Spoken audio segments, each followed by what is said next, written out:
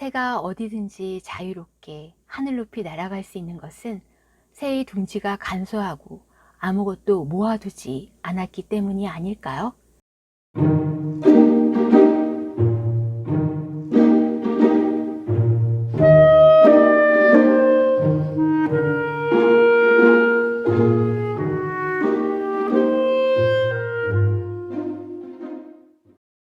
안녕하세요.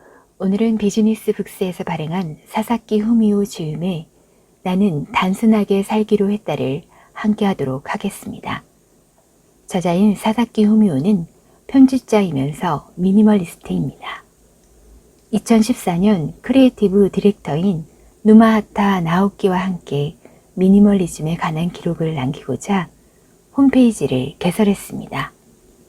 이후 NHK 오하이오 니온으로 미니멀리스트 특집 방송에 출연하면서 이름을 알리기 시작했습니다.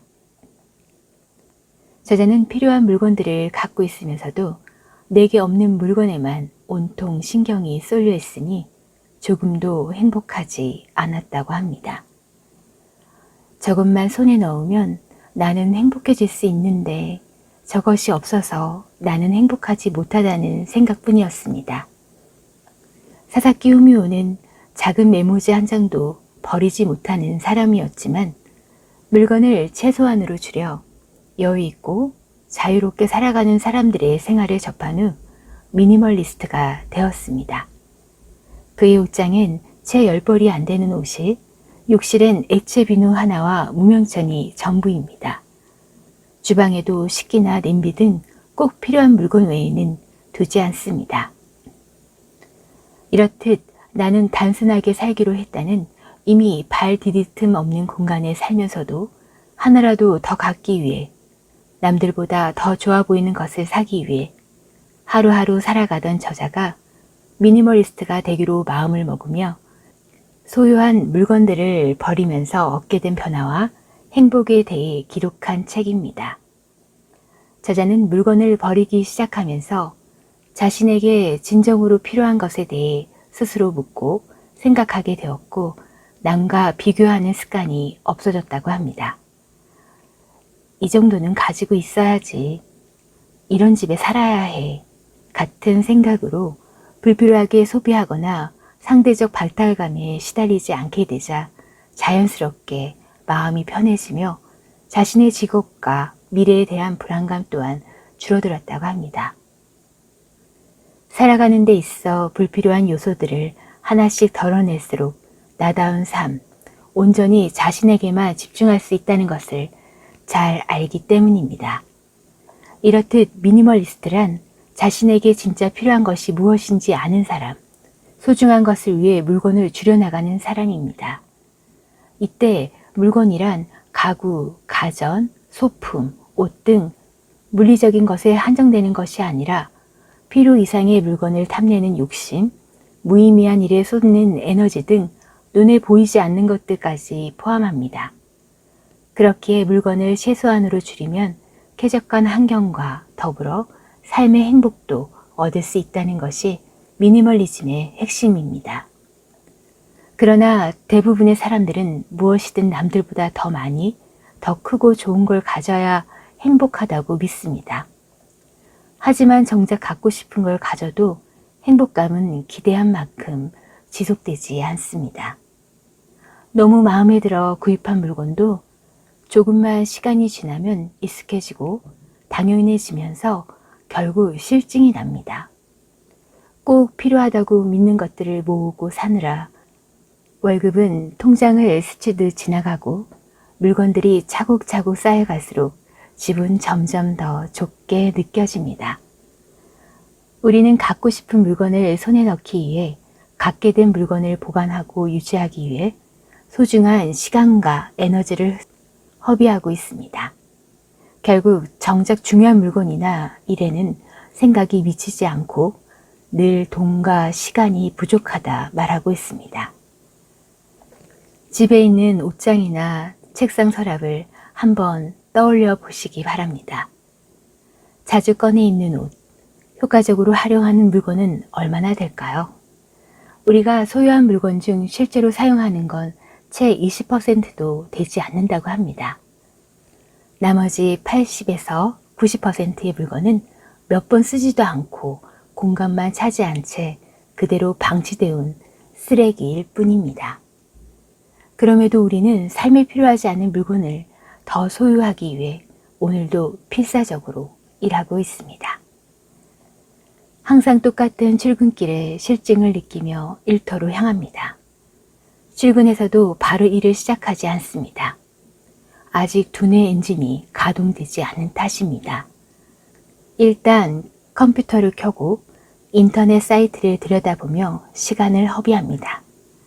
그러다가 메일이 와서 재빨리 해신하거나 자판을 빨리 두드릴 때면 스스로 일을 잘하고 있다고 착각합니다.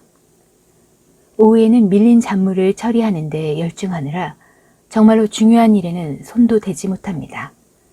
퇴근 시간이 되면 그날 일을 끝내서가 아니라 어느 정도 시간이 되었다는 이유로 퇴근을 합니다. 저자는 이 모든 일에 주절주절 핑계를 댔습니다. 더 나은 환경이 주어졌더라면 저자도 더 잘할 수 있었을 것이라고 말입니다. 이렇게 늘어난 물건에 휘둘려 에너지를 소진했습니다. 모처럼 사들인 물건을 제대로 활용하지 못한다는 생각에 늘 자책하기만 했습니다. 물건이 아무리 많아도 내게 없는 물건만 눈에 들어왔고 나도 모르게 다른 사람을 시샘했습니다. 너무나 많아져 버린 물건들을 버리지 못하고 변명만 늘어놓다가 자기 혐오에 빠지는 악순환을 반복했습니다. 그러던 저자가 물건을 버리면서 달라지기 시작했습니다.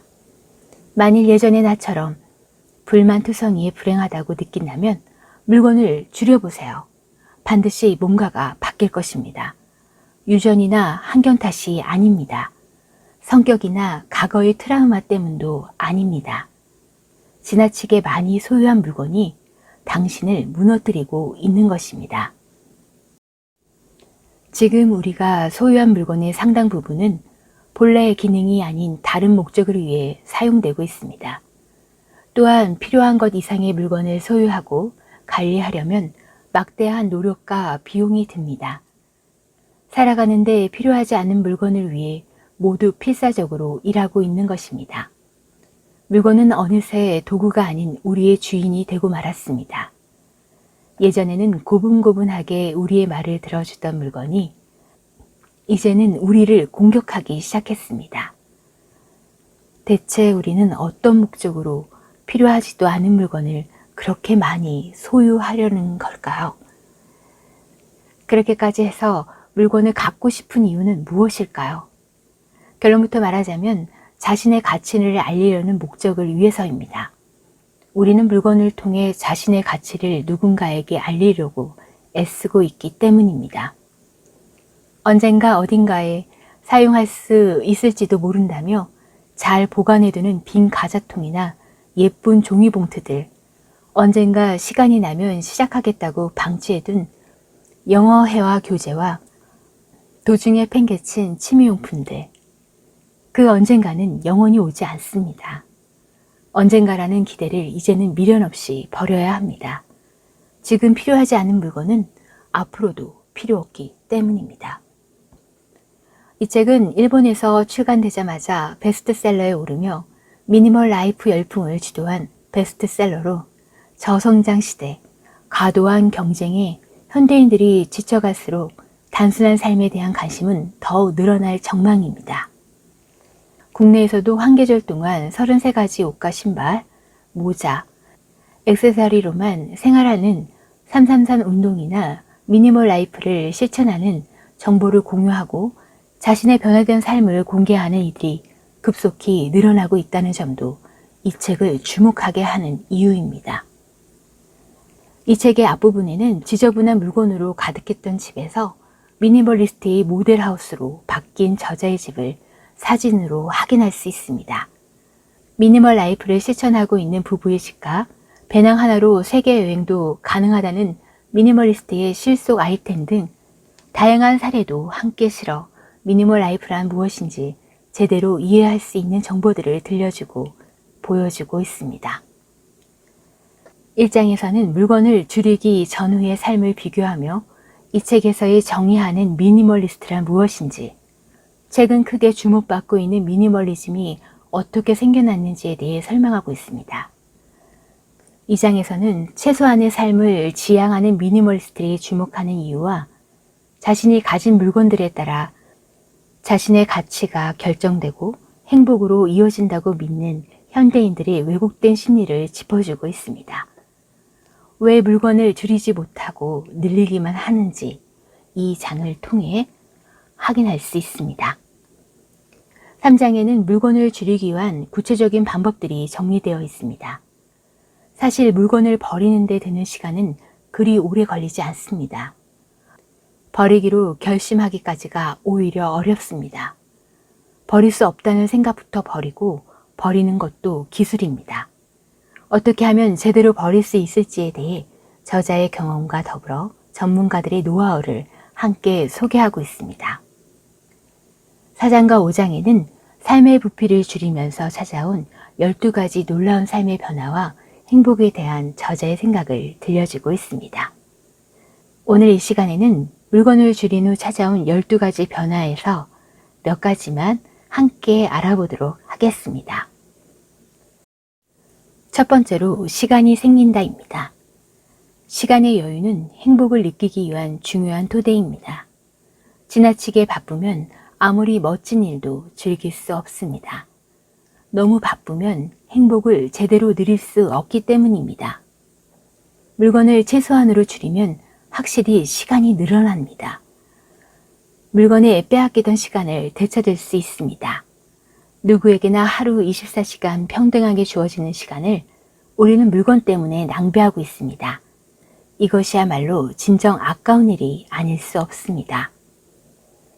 두 번째, 생활이 즐거워집니다. 청소는 싫어해도 청소의 결과를 싫어하는 사람은 아무도 없습니다. 청소하는 게 좀 귀찮긴 해도 열심히 청소해서 깨끗해진 방을 보면 누구나 좋아합니다. 저자는 물건에 둘러싸여 지냈던 때 청소하기가 너무 싫었다고 합니다.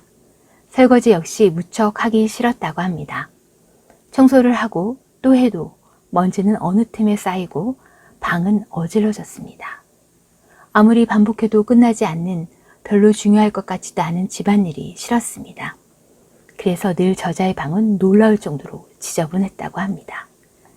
저자는 저자가 게으르고 의지가 약한 사람이라고 생각했습니다. 외사를 귀찮아하는 성격이라고 여겼습니다. 그러던 저자는 지금은 완전히 생각이 바뀌었다고 합니다. 매일 아침 집을 나서기 전에 청소기를 돌리고 욕실은 샤워를 할 때마다 간단히 청소를 합니다. 식사를 마친 후에는 바로 설거지를 합니다. 세탁물이 쌓이기 전에 세탁기를 돌리고 건조시키는 동안에는 옆방의 베란다까지 깨끗이 걸레질을 합니다. 저자는 귀찮아하는 성격이 아니었던 것이었을까요? 바뀐 것은 저자의 성격이 아니라 단지 물건 수가 줄었을 뿐이고 물건 수가 줄어들자 집안일이 쉬워진 것이었습니다. 물건을 줄이면 청소하기도 간편해지고 시간도 얼마 걸리지 않아서 해방감과 만족감을 얻을 수 있습니다. 그러다 보면 어느덧 청소는 좋아하는 일이 되고 습관으로 몸에 배이게 됩니다. 다른 모든 집안일도 마찬가지입니다. 청소를 습관들이고 싶으면 청소의 목표 기준을 낮추고 우선은 간편한 방법으로 하는 것이 좋습니다. 물건을 줄여 청소가 편해지도록 하시기 바랍니다. 이렇듯 물건을 줄인 저자는 평범한 생활을 할 뿐인데도 충실한 기분이 들고 만족스럽다고 합니다. 세 번째, 자유와 해방감을 느끼게 된다입니다. 새가 어디든지 자유롭게 하늘 높이 날아갈 수 있는 것은 새의 둥지가 간소하고 아무것도 모아두지 않았기 때문이 아닐까요? 예전에 저자는 자유로운 새와 정반대였다고 합니다. 혼자 사는데도 부엌에는 커다란 식기 수납장이 있었고 한때는 앤티크 카메라의 암실까지 있었다고 하는데요. 거실 복대에는 거대한 책장에 책을 산더미처럼 쌓아두었다고 합니다. 이사해서 책이 늘어나도 충분히 수납할 수 있는 책장이 필요하다고 생각해서였습니다. 또 무척 큰 텔레비전과 홈시어터를 설치할 방을 갖고 싶었습니다. 가끔 이사하려고 검색해 보기도 했지만 내가 원하는 조건과 집세가 딱 맞는 집을 찾기가 어려웠다고 합니다. 무엇보다도 그렇게 큰 물건을 포장하고 또다시 배치하는 작업은 꽤나 성가신 일이었습니다. 그 10년 만에 나카메구로에서 후도마에로 이사하면서 비교적 이동거리가 가깝기도 했지만 물건을 이미 많이 줄인 터라 이삿짐을 포장하는 시간, 이동시간, 짐을 푸는 시간까지 전부 다 해서 1시간 반밖에 걸리지 않았다고 합니다. 이렇듯 저자는 이동할 수 있는 자유를 얻을 수 있었다고 합니다. 이렇게 짐이 줄어드니 어느새 저자는 좁은 방이 편해졌고 방이 좁아지면 고맙게도 집세도 내려갔다고 합니다. 따라서 이사에 걸리는 시간도 얼마 들지 않으며 이제 저자는 마음만 먹으면 언제든지 가볍게 이사할 수 있다고 합니다. 이것은 물건을 버리고 나서 얻은 자유라고 할 수 있습니다. 이와 같이 물건이 적은 미니멀리스트라면 어떤 주거 방식이든 선택하기가 쉬워집니다. 요즘 저자가 가장 흥미를 느끼는 것은 새로운 문화가 아니라 새로운 주거 방식, 삶의 방식이라고 합니다. 이 흐름은 앞으로도 더 가속화될 것이라고 말하고 있습니다. 또한 미니멈 라이프 비용으로 살아가는데 최소한의 필요한 돈으로 집세, 식비, 강열비, 통신비 등 생활하는 데 반드시 필요한 비용도 줄어들 수 있었습니다. 무엇보다 물건을 줄이고 미니멀 라이프 비용을 낮추면 어디든지 옮겨가 살 수 있습니다. 미니멀리즘은 일하는 방식도 자유롭게 선택할 수 있습니다. 물건에 대한 욕심을 내버려 두면 스스로 절제할 수 없는 괴물로 자라게 됩니다. 예전에 저자는 무력덩어리로 부족한 물건에만 눈길이 갔기에 너무 괴로웠다고 합니다. 지금은 갖고 싶은 물건이 특별히 없다고 합니다. 저자는 필요한 물건은 모두 갖고 있고 부족한 물건은 없다고 합니다. 정말 최고의 기분을 느끼고 있다고 합니다. 네 번째, 남과 비교하지 않게 됩니다. 한순간에 불행해지는 방법이 있다고 합니다. 그것은 바로 자신을 다른 사람과 비교하는 것입니다. 예전에 저자가 좋아했던 여자는 저자를 떠나 수입이 더 많은 남자와 결혼했다고 합니다. 그때 저자는 그 남자와 저자를 비교하며 비참한 기분에 빠졌다고 합니다. 사람들은 주변에서 승승장구하는 타인을 보며 스스로를 어리석고 무능하다고 생각합니다. SNS만 들여다봐도 남들은 다 행복해 보이는 삶을 살고 있는 것 같다고 합니다. 그렇게 모든 것을 남과 비교하면 비참한 기분을 느끼게 되는 것입니다. 이렇듯 사람은 누구나 남과 자신을 비교합니다. 이 비교가 끝이 없다는 게 문제입니다. 그러나 물건을 버린 후 저자는 더 이상 저자와 남과 비교하지 않는다고 합니다. 예전에는 늘 남과 비교하면서 볼품없는 방에 살고 있는 저자가 부끄러웠다고 합니다. 원하는 물건을 원하는 만큼 사들이는 사람을 보고 부러워하기도 했다고 합니다. 이제는 그런 마음과 깨끗이 작별했다고 합니다. 악순환의 고리가 되는 누가 더 많은 물건을 갖고 있는지 겨루는 대화는 더 이상 참가하지 않기로 했기 때문입니다. 저자는 필요한 모든 물건을 갖고 있습니다. 부족한 물건은 하나도 없습니다. 그러므로 저자 자신을 누군가와 비교할 필요가 없는 것입니다. 다섯 번째, 남의 시선을 두려워하지 않습니다. 저자는 방에 있는 물건을 최소한으로 줄이면서 밖에 나갈 때 입는 옷도 최소한으로 줄였다고 합니다. 스티브 잡스나 마크 저거버그처럼 언제나 간소하고 똑같은 옷, 그들은 고르는 시간도 아까워했습니다. 옷을 고르는데 쓸 시간을 창조적인 시간에 할애하고 싶었을 것입니다. 복장의 미니멀리즘, 사복의 제복화를 실천하면 그만큼 시간이 생겨 중요한 일에 몰입할 수 있는 것입니다. 그 밖에도 6가지의 변화가 더 일어난다고 하는데요. 행동하는 사람이 될 수 있습니다. 그리고 집중력이 더 높아집니다. 절약하고 환경을 생각합니다. 건강하고 안전하게 됩니다. 인간관계가 달라집니다. 지금 이 순간을 즐기게 됩니다. 마지막으로 감사하는 삶을 살게 된다고 합니다. 이와 같이 이 책에는 물건을 줄이면 현재를 긍정적으로 인식하게 된다는 것입니다. 그리고 인생에 있어서 가장 소중한 것이 무엇인지를 깨닫게 됩니다. 미니멀 라이프의 목적은 단순히 물건을 줄이는 데 있는 것이 아니라 인생 자체를 새롭게 바꾸라는 의미라는 것을 확실하게 알 수 있을 것입니다. 시중에 정리 노하우를 담은 책, 삶의 변화를 가져다 준다는 책은 넘쳐나지만 이 책은 저자의 경험과 생생한 노하우를 고스란히 녹여내 더욱 설득력 있게 익혀집니다. 답답하고 복잡한 현실에 무엇부터 해야 할지 엄두가 나지 않는 독자들에게 홀가분하고 여유로운 미니멀리스트의 인생 철학은 무척 매력적으로 느껴질 것입니다.